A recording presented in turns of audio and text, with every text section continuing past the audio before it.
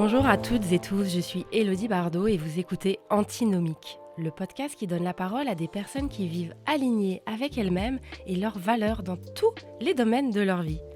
Merci de votre fidélité et d'être de plus en plus nombreux à nous écouter. Chaque épisode est l'occasion de se créer une parenthèse dans son quotidien, grâce à ces hommes et ces femmes qui nous partagent leur expérience et ont chacun des grandes leçons de vie à nous apporter. Vous découvrirez la complémentarité et l'antinomie de leur yin et yang.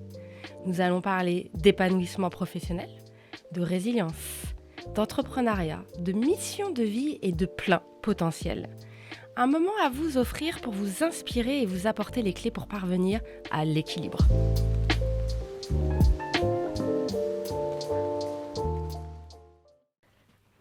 Bonjour à tous, pour ce nouvel épisode de podcast, nous recevons aujourd'hui Christian Junot, expert de la relation à l'argent en francophonie. Né à Lausanne, il a 63 ans, en couple et 3 enfants. Économiste et ancien banquier suisse, Christian est auteur et co-auteur de 3 livres best-sellers, dont « Ce que l'argent dit de vous » aux éditions Erol et « Le défi des 100 jours, cahier d'exercice pour libérer son rapport à l'argent et vivre son abondance librement » en co-création avec Lilou Massé aux éditions Trédaniel.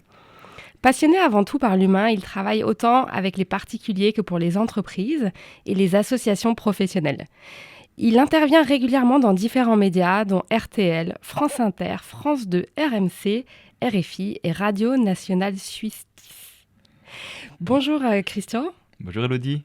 Merci beaucoup d'être là. Un grand plaisir. On se connaît aussi personnellement, donc c'est un vrai plaisir pour moi de t'accueillir. Ben écoute, merci de l'invitation.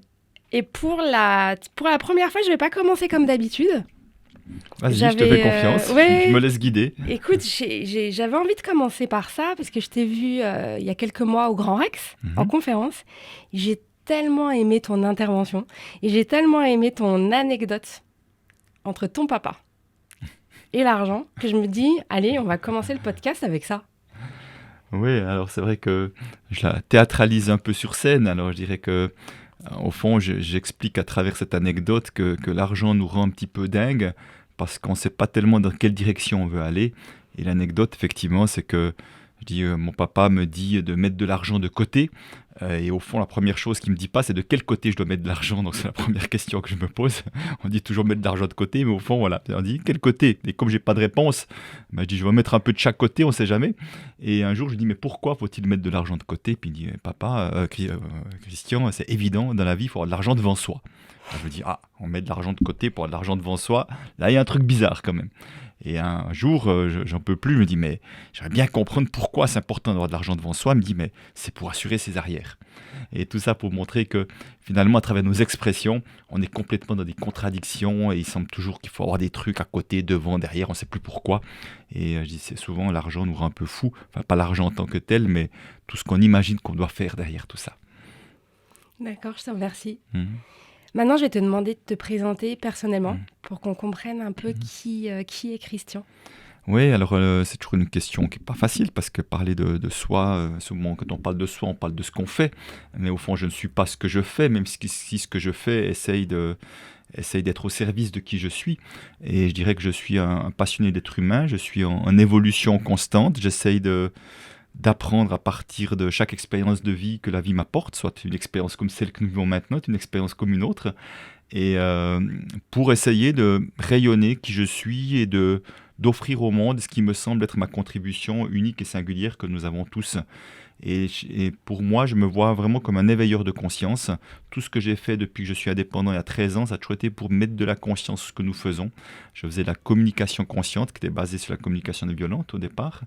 Mais tout le travail sur le rapport à l'argent, c'est aussi mettre de la conscience sur son fonctionnement avec l'argent. Et tout ça a pour objectif... 2 objectifs, je dirais, différents. Un, c'est de pouvoir permettre à chacun de contribuer à sa manière à ce monde en mouvement, parce que je vois beaucoup trop d'êtres humains qui n'osent pas faire ce à quoi ils se sentent appelés parce qu'il y a trop de blocages, de peur, de freins avec l'argent. Donc je trouve que c'est du gâchis quand on n'offre pas ce qui est là au fond de nous. Et puis la deuxième chose, à travers l'activité que je propose du rapport à l'argent, au fond, je vois que ça amène plus d'amour de soi. D'ailleurs, le seul moyen que j'ai trouvé pour un meilleur rapport à l'argent, c'est d'apprendre à mieux et plus s'aimer. Et si on s'aime mieux et plus, automatiquement, ça change mon regard de moi à moi, de moi aux autres, de moi à la vie et de moi à l'argent, comme, je dirais, une conséquence en quelque sorte. D'accord. Et puis peut-être, oui, aussi dans les choses qui m'animent, c'est tout ce qui est la famille. C'est-à-dire que je suis marié, effectivement, enfin en couple depuis plus de 45 ans maintenant, je crois. On a écrit un 4e livre d'ailleurs, d'être parlé 3 livres. Le 4e livre s'appelle Réussir son couple, 40 ans d'expérience que j'ai écrit avec mon épouse. Et puis c'est vrai que cette famille-là que j'ai avec mes 3 enfants, mes petites filles, c'est quand même pour moi une base solide aussi sur laquelle m'appuyer, parce qu'il y a vraiment quelque chose de très fort entre nous, dans le sens positif, pas dans le sens enfermant. Dans le documentaire Renaître Mhm. de Trista que j'ai découvert il y a quelques temps et que je partage à tous mes clients parce que je le trouve incroyable. Et moi, je t'ai découvert là-dedans. Et après, quand je t'ai vu au Mexique, j'ai dit, mais c'est lui. Je me souviens, je sais que je te connais, mais je ne sais pas d'où, tu me disais. Oui, oui, et puis on était en face à table et je t'avais pris en photo discrètement et je l'avais envoyé à mon équipe en disant, regardez. C'était drôle. Et alors, ce que je te propose, c'est que dans ce documentaire, tu parles de ton histoire. Oui, alors, je ne sais plus trop ce que j'ai dit, parce que ça fait quelques années que j'ai tourné ça. C'est que tu as été banquier. Ah oui, dans ce sens-là, En fait, tu vois, c'est ça que Oui, j'aimerais d'accord. que les Oui. personnes qui nous écoutent, ils comprennent comment on peut pas... en fait, ton histoire de vie D'accord, et ok. pourquoi tu es passé de l'autre côté aujourd'hui. Oui, alors peut-être ce qui est à comprendre derrière tout ça, c'est que moi j'ai fait des études en sciences économiques, comme tu l'as dit, donc une licence en sciences économiques, aujourd'hui on appelle ça un master. Et puis après j'ai fait 23 ans dans la banque, dont 17 ans comme conseiller en placement financier. Mais ce qui a été le fil conducteur de toutes ces peut-être 30 premières années de ma vie, en tout cas un peu plus, c'est le manque d'estime de moi. Vraiment un manque d'estime de moi très fort, ce qui fait que je finis des études commerciales, qui fait qu'on peut commencer à faire des métiers en administratif et tout. Et moi je me dis, moi j'ai l'impression que je n'ai aucune valeur, donc personne ne voudra de moi. Donc c'est ce qui me pousse à faire des études supérieures. C'est pas que j'étais spécialement bon du tout, mais vraiment l'impression que j'ai vraiment pas de valeur. Donc je vais faire des études universitaires comme une manière de repousser le moment de s'engager sur le marché du travail. Et je fais cette licence en sciences économiques qui n'est pas donnée à tout le monde. Et malgré tout, après ces 4 ans, je me souviens me raconter l'histoire, de dire, au fond, n'importe qui peut le faire, il suffit d'apprendre un peu par cœur. Donc je suis encore en train de dénigrer ce que je fais. Et je vois que, tu vois, mais ça, il m'a fallu beaucoup de temps après pour voir que le papier ou la certification que tu fais à l'extérieur ne change rien à l'intérieur. Alors oui, c'est une expérience de vie qui m'a quand même montré ma capacité à m'organiser, à apprendre des choses et tout. Mais in fine, je continuais de penser que je n'avais pas de valeur. Donc je dis, je vais continuer, je vais entrer à la banque. Est-ce qu'ici quelqu'un voudra bien de moi? Parce que j'avais encore des doutes. Et là, je fais presque 3 ans de stage. Dans la banque, encore toujours à partir de...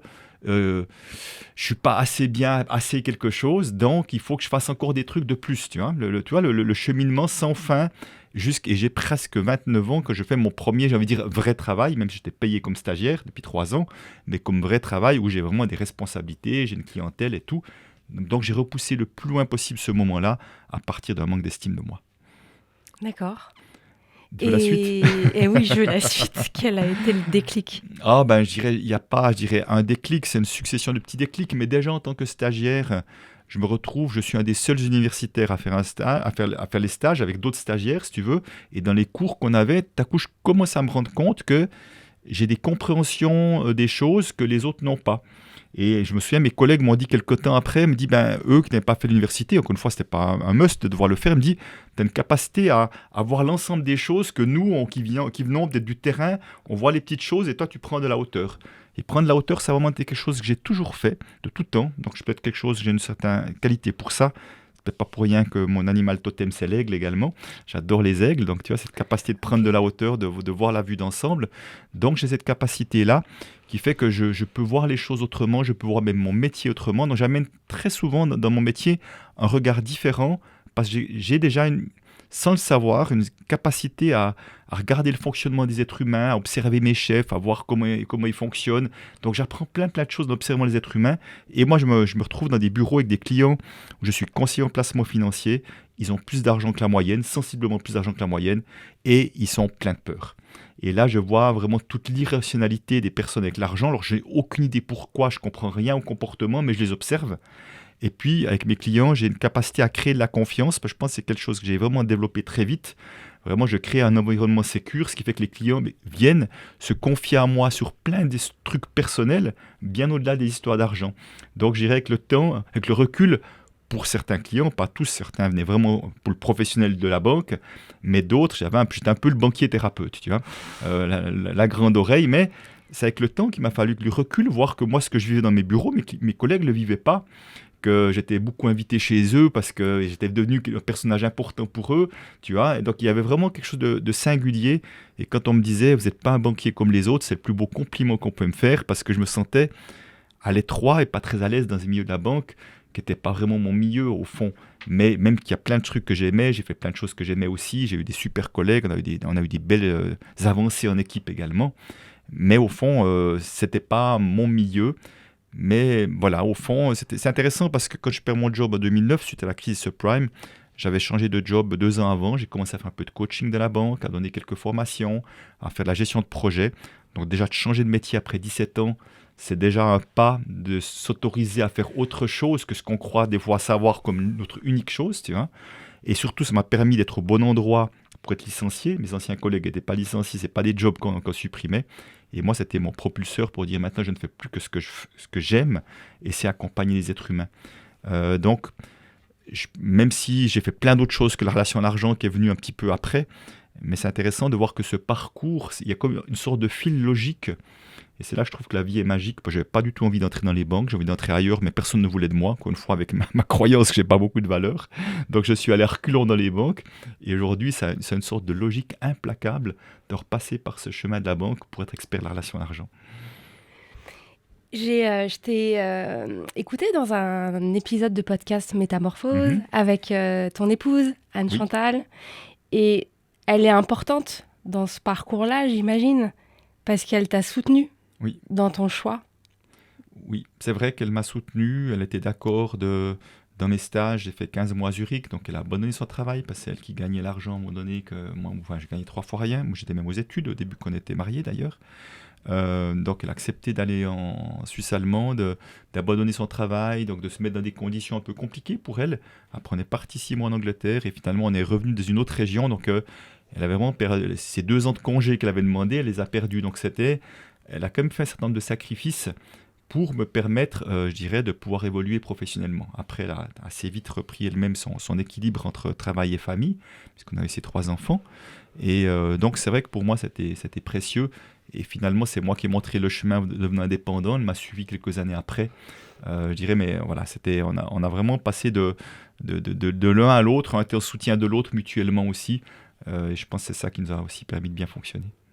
Oui, et c'est important dans tout parcours de reconversion, de changement de vie, d'avoir un soutien à côté de soi. Oui, surtout, je dirais que si tu veux, moi j'étais extrêmement confiant que ça allait bien marcher. J'étais vraiment une sorte d'absence de doute, peut-être un peu de naïveté, mais en même temps quand même ce qui montrait aussi le chemin parcouru. C'est le mec, le jeune gars qui n'a pas d'estime de lui, et puis là c'est ce gars qui a tout à fait confiance que ça va marcher, même alors que j'ai un carnet d'adresses à peu près vierge, que j'ai 0 contrat signé, mais je me lance en disant ça va marcher mon truc, je suis sûr que ça va marcher. Alors même si j'imaginais pas que ça m'amènerait là où je suis aujourd'hui, mais j'avais cette confiance-là, et elle avait des peurs.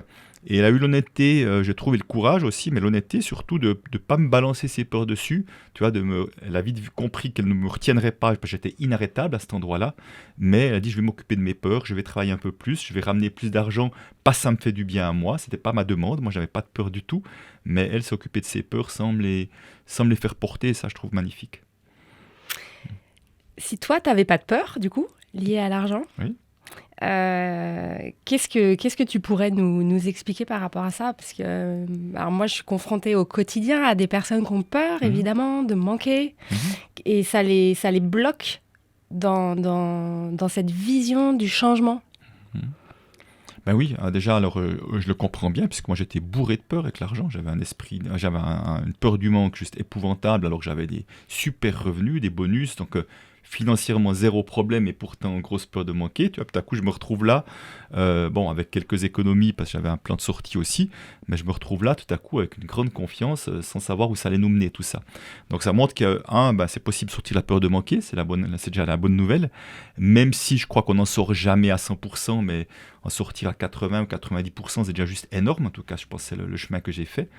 Et puis, c'est d'aller voir effectivement que dans la peur de manquer, qui est vraiment de loin la problématique numéro 1 dès qu'il s'agit d'argent, c'est vraiment largement la numéro 1, dès que j'interroge ma communauté, c'est ce qui sort vraiment numéro 1. Et là, on peut voir qu'il y a deux choses. Il y a la peur de manquer parfois qui ne nous appartient pas, qu'on porte de l'un ou l'autre parent, de voir de génération en génération, on se transmet cette peur de manquer. Donc quand ce n'est pas la nôtre, c'est assez simple, je dirais à travers un ou l'autre processus de s'en libérer et de rendre ce qui ne nous appartient pas. Ça, c'est plus simple pour ces personnes-là. Pour d'autres dont je fais partie, c'était vraiment la mienne. Et ces peurs-là ne viennent pas de nulle part. Hein. En général, très souvent, ça vient de l'enfance, en principe. Voilà, de manque de sécurité, de confiance qu'on a ressenti dans l'enfance, de manque affectif. Souvent, c'est le manque affectif qui va avoir des répercussions sur la peur de manquer d'argent également. Et ça veut dire que là, ça va être un chemin d'apprendre à ne pas écouter toutes ces pensées, parce que la peur de manquer, ce ne sont que le fruit des pensées. C'est-à-dire que je me raconte une histoire, aïe aïe aïe, est-ce que j'aurai assez de clients à la fin du mois, est-ce que j'aurai assez d'argent pour ci, est-ce qu'il y aura assez d'argent pour payer des études à mes enfants, pour la retraite, enfin, dès qu'il y a une histoire qu'on se raconte, ça vient réveiller la peur qui est déjà bien présente, et certains, comme je l'ai été pendant longtemps, sont très forts pour raconter des histoires, ont un mental très fort, très puissant, et cette peur-là n'est que le fruit de ça, parce que 95% des gens, au moins que je rencontre, n'ont pas de problème d'argent maintenant. C'est-à-dire qu'on a une peur sur ce qui pourrait se passer plus tard. Le plus tard peut être la fin du mois, dans 3 ans, 5 ans, 10 ans, mais n'ont pas de problème d'argent maintenant. Donc c'est comme si, tu vois, j'avais peur de me faire renverser par une voiture tout à l'heure dans les rues d'Annecy, ou demain, c'est un truc que j'ai peur qui pourrait peut-être se passer, mais qui est peu probable. Ça me fait écho parce qu'en janvier 2022, j'ai vécu un épisode qui a été vraiment très très difficile, et à cause de cette peur-là, sur cet instant présent, et en fait toutes les histoires que je me suis racontées, et je suis partie dans une spirale et a commencé à ne plus dormir. Ouais, c'est ça. Et en fait, c'est la peur de manquer d'argent qui m'a tirée vers le bas. Et après, en remontant étape par étape, je me suis rendu compte que c'était qu'une peur et qu'elle n'existait pas. Ben oui, c'est ça. Elle existe dans le corps, mais si tu veux, c'est la différence entre la peur devant un danger réel devant moi, une voiture qui va me renverser, je me mets de côté, et puis la peur face à une histoire que je me raconte. Celle-ci, elle n'existe pas. L'histoire, elle existe, mais la réalité, il n'y a pas le problème que je me raconte là maintenant. Donc c'est important d'être capable de... Justement, on revient sur reprendre de la hauteur. Et au moment où je m'observe en train de penser ou d'avoir une pensée de peur, si tu veux, au moment où j'ai l'observation, je dis « Oh là là, je suis en train de me raconter cette histoire-là », je ne suis plus pris dans l'histoire parce que je vois l'histoire que je me raconte. Mais le problème, ce qui était mon problème pendant des dizaines d'années, c'est que mes peurs étaient le moteur de mes actions, puisque tu expliques, tu vois. Je n'étais pas capable de voir que la peur était... Je subissais mes peurs, je n'arrivais pas à voir qu'il y avait une histoire que je me racontais.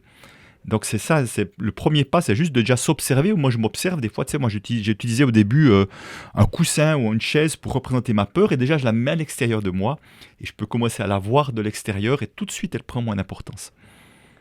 Et cette perception de hauteur, je trouve que c'est une clé. Oui, elle aide à déverrouiller beaucoup de situations. Oui, c'est vrai. Tu sais, j'étais chef d'équipe. Une fois, il y a un jour un nouveau chef qui arrive, et puis il fait des entretiens avec tout le monde, et puis il me dit « Bon Christian, tu seras, t'es plus chef d'équipe, c'est ton collègue qui te remplace. » Vraiment comme ça, en l'espace de 2 minutes. C'était un choc, voilà, je ne m'y attendais pas du tout. Et j'ai eu, de temps en temps, ça m'arrivait quelques fois dans ma vie d'avoir des sortes de questions de lucidité, je dirais presque dingue, voilà, comme ça. Et je prends un instant dehors pour juste voir ce qui se passe. Je dis « C'est quoi ton problème ?» Je me pose la question « C'est quoi ton problème ?» Et la réponse vient au quart de tour. C'est ton ego qui a un problème de ne plus être sur l'organigramme à cet endroit-là. Et je me suis dit, si c'est que ça, ce n'est pas un problème. Et je suis rentré chez mon nouveau chef, je dis, c'est bon, tu peux compter sur moi. C'était digéré, je passais à autre chose. Là où mon épouse, il a fallu des semaines et des semaines, elle était furax. Et tu as cette sorte de... Tu as la révélation de où est le problème, tu dis, c'est pas un problème. Et j'ai rebondi d'une manière incroyable. J'ai passé une année derrière, le gars, il m'a dit, je suis admiratif, tu as fait un truc incroyable, parce que je me suis focalisé sur ce que j'aimais faire plutôt qu'à un endroit où je n'aimais pas trop, mais dans lequel c'était bien d'être chef plutôt que de ne pas être chef, tu vois. Donc c'est pour ça que cette prise de hauteur, se dire, ok, il y a l'ego, il y a l'histoire que tu te racontes, mais est-ce qu'il y a réellement un problème ? Là, il n'y a pas de problème. En plus, mon salaire ne diminuait pas, il n'y avait pas de changement réel, si tu veux, sur ma vie, si ce n'est que sur l'organigramme, je n'étais plus au même endroit. C'est hyper intéressant parce que je trouve qu'on est au-delà de la résilience, que c'est un autre concept qui peut être beaucoup plus rapide. Et c'est un autre gars. Hein. Et François Lemay, qu'on connaît tous les deux, qui a son podcast Percevoir autrement. C'est exactement ça. Ouais. Moi, je crois que si on est honnête avec soi-même, si on se pose des bonnes questions, en tout cas, on a les bonnes réponses. Et quand on parle de résilience, ça me plonge en fait dans ce que je vis moi actuellement, personnellement. J'ai vécu pas mal d'épreuves et finalement avant, ce qui m'aidait, c'était la résilience.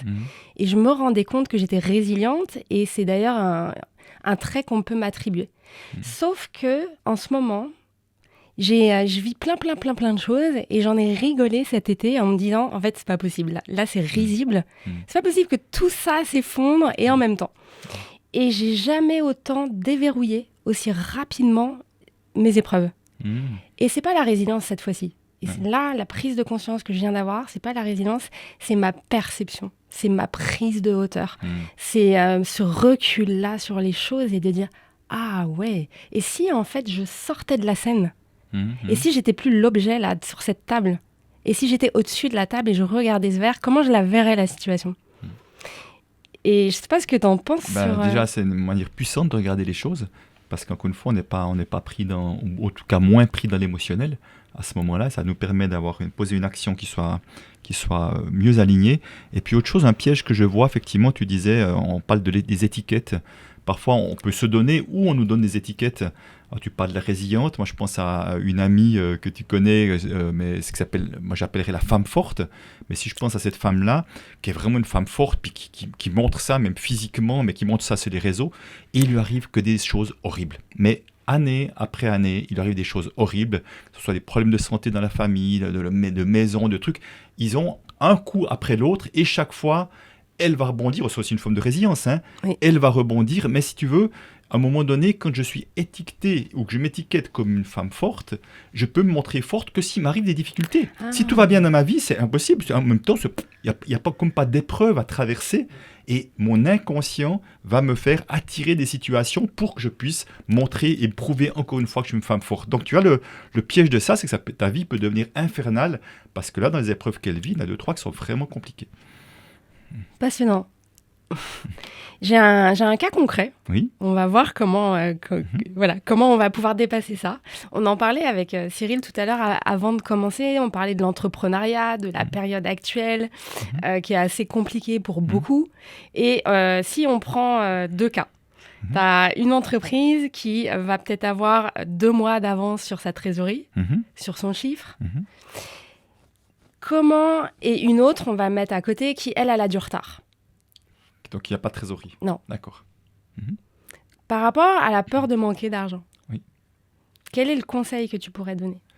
Alors, déjà, c'est important de voir que la peur de manquer ne sera pas en lien avec la trésorerie, parce qu'on peut avoir quelqu'un qui n'a pas de trésorerie et qui est serein et tranquille, et un autre qui a 6 mois de trésorerie et qui est super stressé. Comme j'ai connu ça avec mes clients, même millionnaires, qui avaient peur de manquer, alors que l'argent ne manquait pas. Donc, c'est pas tellement à cet endroit-là, mais je viens de donner une conférence là, à Grenoble, deux conférences à Grenoble et à Lyon devant une 70aine de dirigeants, et je leur partageais justement en disant, pour moi, ce qui est vraiment essentiel, c'est la qualité des relations qu'on développe avec tout son entourage professionnel. C'est-à-dire que ce sont autant ses clients, ce sont ses fournisseurs, ça pourrait être potentiellement son banquier, ça peut être ses collègues, ses collaborateurs. Pourquoi ? Parce que quand on a des difficultés et qu'on a créé des relations de qualité où on s'apprécie, on ne laisse tomber personne. À un moment donné, oui, j'ai une difficulté de trésorerie, je vais aller vers mon fournisseur, je dis voilà, je vais être toute authenticité, voilà ce qui m'arrive et tout. Est-ce qu'il y aurait moyen de trouver un arrangement pour payer peut-être en plus de fois, tu vois, et où ça pourrait même être le banquier par exemple aussi. Mais simplement, si je suis complètement arrogant ou complètement détaché de ces gens-là, je ne m'y intéresse pas, ou que j'ai même eu du comportement un peu où je les ai pris de haut, ils n'ont pas d'envie ou d'élan forcément de m'arranger. Alors que si on crée des liens de qualité en prenant des nouvelles, en trouvant les meilleurs arrangements possibles pour toi et pour moi, on a toujours plus envie de s'entraider, de se soutenir. Et je crois vraiment que dans des périodes comme celle-ci, c'est plus important que jamais que de développer ces relations de qualité-là, parce que c'est dans ce ensemble qu'on va s'en sortir. Seul, ça peut être compliqué. Et ce que je partageais justement à ces dirigeants en disant, mais si vous avez un dirigeant, vous avez peur de manquer, c'est-à-dire que vous allez être focalisé sur les finances en permanence, il va y avoir beaucoup de contrôle, on va beaucoup parler d'argent, et souvent au détriment de ce pourquoi on est là, pourquoi on existe, c'est quoi notre raison d'être, c'est quoi, souvent au détriment de la contribution. Alors que moi, je crois plutôt que plus je me focalise sur ma contribution, pour autant que j'ai un peu déverrouillé la capacité à recevoir avec l'argent, parce que ce n'est pas le cas de tout le monde, mais plus je me focalise sur ma contribution, plus la conséquence, c'est que l'argent arrive à moi. Mais si je fais des choses pour avoir de l'argent, souvent c'est au détriment de la contribution, parfois même de l'éthique, en tout cas dans certaines entreprises, on le voit bien. Donc je ne sais pas si ça répond en partie à ta question, mais c'est ce qui me vient comme ça spontanément. Complètement, et j'ai fait exprès de te prendre deux cas, Mhm. avec deux Mhm. moments différents dans la vie, et ça va être ta perception et comment tu gères ça qui va faire la différence, Bah, toi, et pas le chiffre sur le compte. Voilà, c'est ça, j'ai une connaissance qui me dit oh, moi je suis tranquille tant que j'ai 2 ans de chiffre d'affaires d'avance, de trésorerie. Je suis tranquille. Donc si tu as besoin de 2 ans de chiffre d'affaires d'avance, ça veut dire que tu es dépendant de quelque chose d'extérieur. Le moment où tu n'as plus que 18 mois, tu deviens super stressé. C'est ça. Donc tu développes juste le stress à un autre endroit. Mais j'ai envie de dire, idéalement, c'est pouvoir être tranquille et serein, quelle que soit la situation financière. C'est vraiment ce que m'a amené mon mentor sur la relation à l'argent, Peter Koenig. Comment on peut être serein, quelle que soit la situation financière, et prendre des bonnes décisions à partir d'un endroit de tranquillité, plutôt qu'à partir d'une agitation intérieure. Et plutôt qu'à partir de la peur. Absolument. Alors, un autre cas. Ah, voilà, je suis aux examens aujourd'hui. Tu es aux examens, là qui me concerne complètement notre travail, puisque donc la méthode cohérence, c'est un bilan de compétences. On accompagne les personnes dans leur changement de vie, dans leur alignement. On va avoir les 95% des clients qu'on accompagne qui ont peur de manquer d'argent, et qui ont peur, en fait, qui sont dans cette zone inconfortable, dans leur routine, dans la rémunération qu'ils ont. Et leur plus grande peur, c'est de perdre tout ce qu'ils ont là aujourd'hui. Et l'une des choses qu'on peut leur dire, c'est que souvent, c'est une histoire qui se raconte, cette peur-là. Parce qu'en fait, c'est la peur de l'inconnu. Est-ce que toi, tu verrais autre chose à leur dire ? Alors, déjà, effectivement, c'est de voir que l'inconnu fait peur. Et déjà, juste encore une fois, de s'observer en train de se raconter des scénarios catastrophes.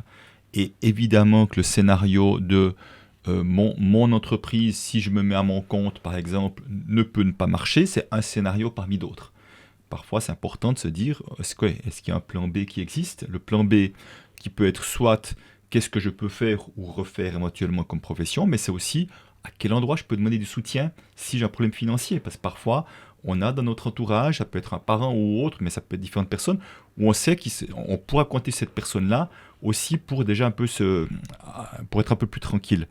Mais je dirais de toute manière, et bien sûr on pourrait penser que je prêche pour ma paroisse, ce qui est partiellement le cas aussi, mais c'est-à-dire que moi je conseille toujours aux personnes qui se lancent dans un projet de cœur, un projet de cœur, mais un projet entrepreneurial, en tout cas de dépatouiller, de se libérer un peu de leur histoire, de leur problématique d'argent, de relation à l'argent, donc de libérer quelque peu leur relation à l'argent, parce que, si tu veux, si je me lance avec cette peur-là, et je connais, qui sont dans la peur en permanence. Donc tu fais une activité que tu aimes, et au fond, ce qui te pourrit la vie, c'est la peur qui fait que tu n'arrives même pas à profiter, parce que même que tu as une relation clientèle, tu dis pourvu qu'il soit content de mon service, qu'il parle de moi, tu es encore en train de te raconter des scénarios, et te mettre de la pression en disant s'il est content, il va parler de moi, j'aurai plus de... Tu vois, tu es dans la tête et tu n'es pas pleinement présent, parce que tu te mets des objectifs, de la pression pour avoir des résultats.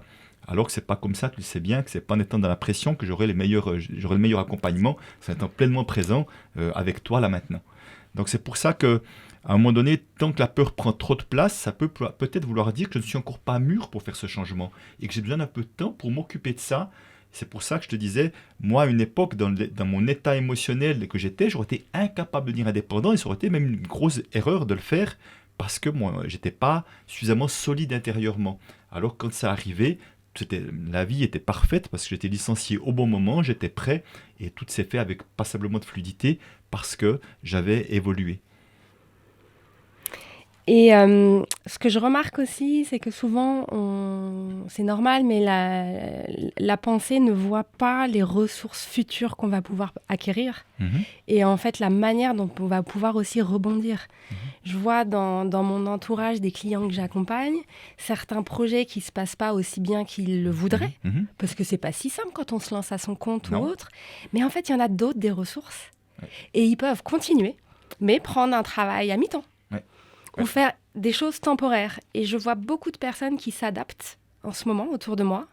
Et je trouve ça fantastique parce qu'elles abandonnent pas. Oui. Et qu'il faut continuer, persévérer. Mhm.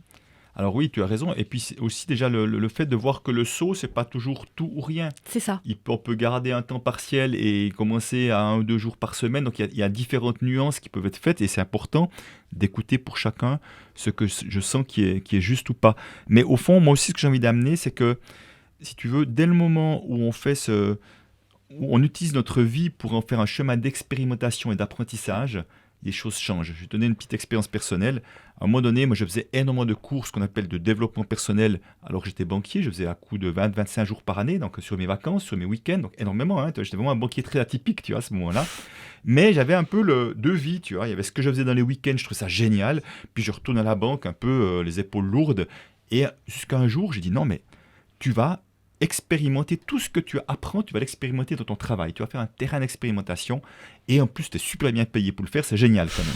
Donc tu vois, t'as quoi avec certains clients, je voyais que j'avais l'estomac noué, j'avais des peurs avec des clients, je m'enfermais dans les toilettes, j'allais me faire ma petite séance de thérapie personnelle, voir ce qui se passait, je me libérais de ma peur, ça se passait bien et je faisais plein de trucs comme ça.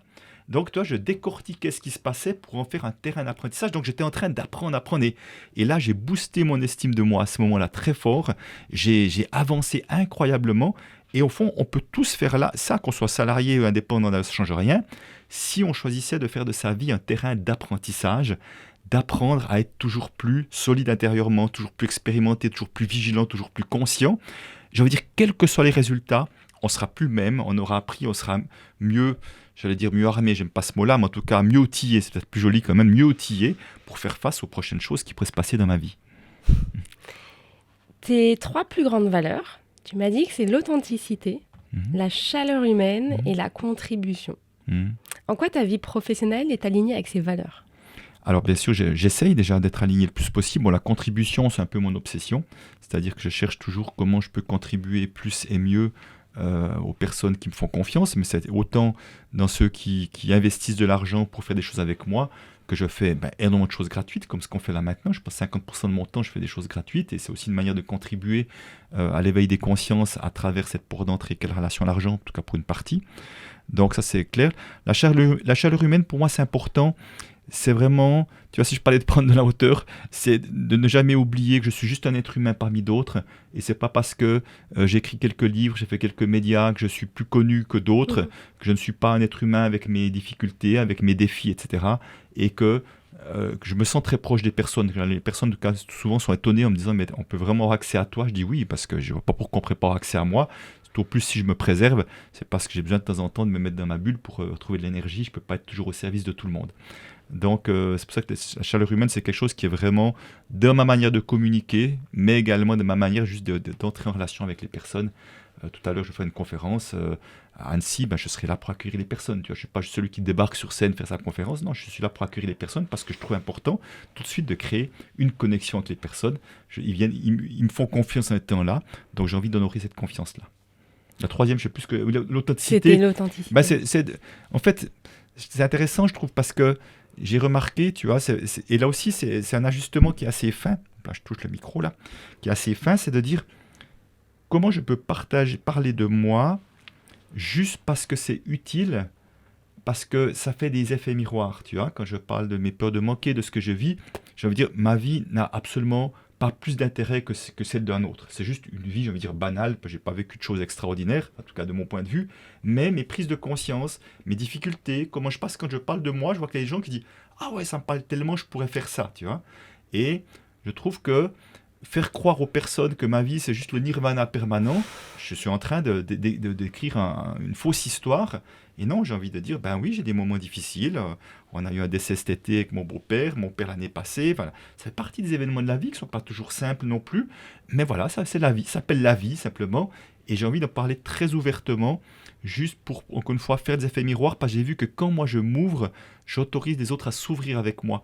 Donc dans mes ateliers, c'est vrai que je partage beaucoup de choses de ma vie privée, juste pour ouvrir ma porte, pour que les autres puissent ouvrir la leur. C'est simplement ça l'intérêt, parce que je vois que quand on est dans cette authenticité, il se passe des choses merveilleuses. Si on reste dans la carapace, on va parler d'eux, mais ce n'est pas très intéressant. J'étais un peu admirative quand j'ai écouté le podcast, donc Métamorphose, avec donc Anne Chantal sur votre livre Réussir son couple, 40 ans d'expérience.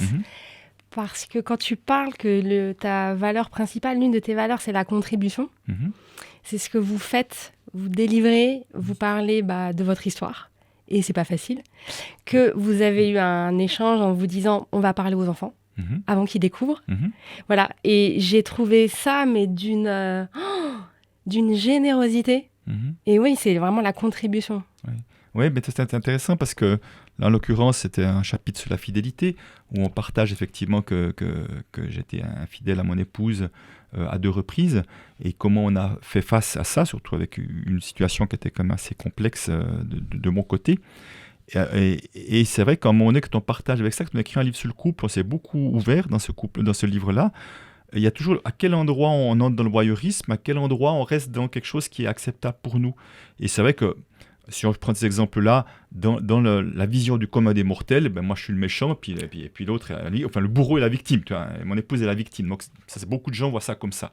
Donc c'est sûr je ne pourrais pas m'empêcher de dire, tous les gens qui m'ont connu en lisant ça, ils vont se dire, quand même, Christian, on aurait pu... tu vois, il y a ces histoires-là. Et ça, c'est une partie de l'histoire. Puis une autre partie qui dit, mais si on partage ça avec cette ouverture-là, et ça pourrait permettre à des échanges, à des discussions, ça pourrait permettre des ouvertures qui n'ont pas eu lieu. Et c'est pour ça qu'à un moment donné, je reviens sur la contribution en disant, si c'est juste mes peurs, donc mon ego qui me retient de le dire, donc fais-le. Parce que finalement, mes enfants, là je retouche le micro, là je parle avec des gestes, avec grands gestes.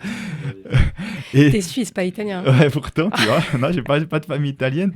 Et en même temps, tu vois, qu'on a parlé avec nos enfants, ça a aussi permis des échanges, ça a aussi permis des discussions. Et puis, finalement, ils ont réagi de manière assez tranquille et relaxe parce que on a beaucoup d'amour entre nous. Puis, c'est pas ça qu'aller à couvoir, ils allaient voir leur père comme le pire des pires, quoi.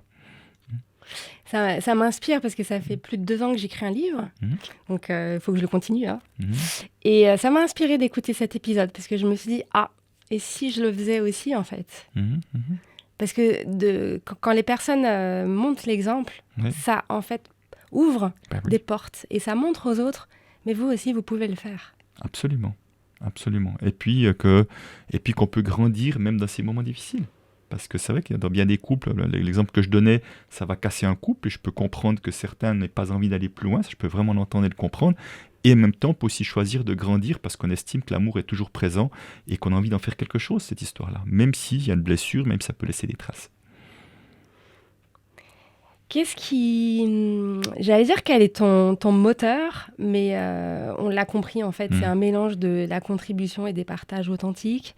Alors, est-ce que pour toi, ça c'est ton secret de ta vie épanouie? Ouais, déjà de faire ce que j'aime, d'avoir vraiment la perception d'être acteur de ma vie, je trouve que j'en parlais avec mon épouse encore hier, elle disait mais c'est un cadeau sans fin, mais c'est un cadeau que tout le monde a, mais après c'est qu'on en est plus ou moins conscient. Puis je crois une chose qui est aussi vraiment acteur de ma vie, c'est ma capacité de m'émerveiller. Encore aujourd'hui, je tournais des vidéos devant chez moi, je voyais les montagnes avec les nuages autour et j'étais dans l'émerveillement de ce que c'était beau, je le montrais dans ces vidéos. Et tu vois, ça fait 30 ans que j'ai le même paysage devant moi et plus le temps passe, plus je m'émerveille. Et je trouve que tu peux s'émerveiller de plein de choses différentes, de super moments qu'on passe. On est en train de passer un super moment tous les 4 là en ce moment. En tout cas, moi j'y prends beaucoup de plaisir. Devant ça, moi ça me donne beaucoup d'énergie. Et ces moments-là, je repars avec plus d'énergie que je suis arrivé. Et je trouve que ce sont des indicateurs qui ne trompent pas. Quand on a plus d'énergie après, c'est qu'on est au bon endroit, on fait ce qu'on aime. Donc moi j'ai la chance de faire beaucoup de choses que j'aime, même si parfois j'en fais un peu trop, même si mon rythme ne me correspond pas tout à fait, mais je trouve que c'est du bonheur. Merci beaucoup pour ce partage. La dernière question, quelle est la plus grande leçon de vie que tu aies reçue ? Je dirais comme ça, alors j'ai pas réfléchi à la question, mais la plus grande leçon de vie, c'est mon ami Claude. Claude, je l'ai connu, j'avais 31 ans, là je suis ému que je passe à lui là maintenant. Voilà, parce qu'il s'en est allé juste au moment où j'ai perdu mon job, un mois après. Il n'a pas vu tout le chemin que j'ai fait avant, mais il m'avait écrit une belle lettre pour me dire à quel point il avait confiance que j'allais rebondir dans ce que je vivais là. Et Claude, en fait, quand je l'ai connu, avait perdu sa femme et ses 2 enfants. Et dans un accident de voiture. Et donc il n'était pas responsable d'ailleurs. C'était un ivrogne qui était foncé dedans. Et je l'ai connu quelques temps après. Et il m'a parlé avec tellement de simplicité de la vie, de la mort, de ce qu'il a vécu. Et j'étais bouleversé. Lui, ça a vraiment été une de ces personnes majeures que vous rencontrez dans votre vie et qui changent votre destin. Parce que lui m'a ouvert à des discussions d'une authenticité incroyable. Tu vois, là où, avec ce genre de personnes, tu n'oserais jamais, tu as beaucoup de pudeur à parler de ça. Et c'est lui qui en parlait très ouvertement, qui t'accueillait. Enfin voilà. Et c'est vrai, pour moi, c'était vraiment une rencontre incroyable et j'ai une immense gratitude pour lui. J'ai l'impression qu'il t'a donné cette ouverture. En tout cas, je pense que les échanges qu'on a eus ensemble, on a vraiment beaucoup d'affinités, on a vraiment développé quelque chose de très doux, même temps très authentique entre nous, et en même temps en s'amusant beaucoup et tout ça. Et tu vois, un peu moins d'une année avant son départ, d'un accident également, il a laissé une femme et 2 enfants, comme drôle de paradoxe, hein, dans cette situation-là quand même. Un soir, je suis allé avec une bouteille vers lui, je dis écoute, j'ai envie de prendre du temps avec toi pour exprimer toute la gratitude que j'ai pour tout ce que tu m'as apporté dans ma vie. Et j'étais tellement content de l'avoir fait. Parce que des fois, on ne le fait pas, on le regrette. Et là, j'ai pas eu de regret à cet endroit-là. Ok. En tout cas, c'est une chance pour les personnes qui te rencontrent. Ça, c'est une évidence. C'est pour ce que tu partages. Donc, merci beaucoup. Merci, Elodie. Et à très bientôt. Merci. Au revoir. Je vous remercie infiniment d'avoir écouté cet épisode et j'espère que vous avez eu autant de plaisir que moi à découvrir l'histoire de notre invité. Pour toutes les infos sur ce podcast et cet épisode, ça se passe sur le site méthode-cohérence.com. Aussi, si vous souhaitez me proposer des nouveaux invités qui ont des histoires inspirantes, n'hésitez pas à le faire directement sur LinkedIn ou Instagram sur mon compte Elodie Bardot. N'hésitez surtout pas à mettre des commentaires, de partager Antinomique à vos proches, d'en parler autour de vous. C'est comme cela et grâce à vous que Antinomique durera encore très longtemps. Je vous dis à très vite pour le prochain épisode que j'ai hâte de vous partager. Mais d'ici là, je vous souhaite une très belle journée lumineuse et inspirante. Retrouvez-nous également sur toutes les plateformes habituelles des podcasts. Et un grand merci à Cyril Marie de Inspire Studio et son équipe qui coproduisent ce podcast avec moi.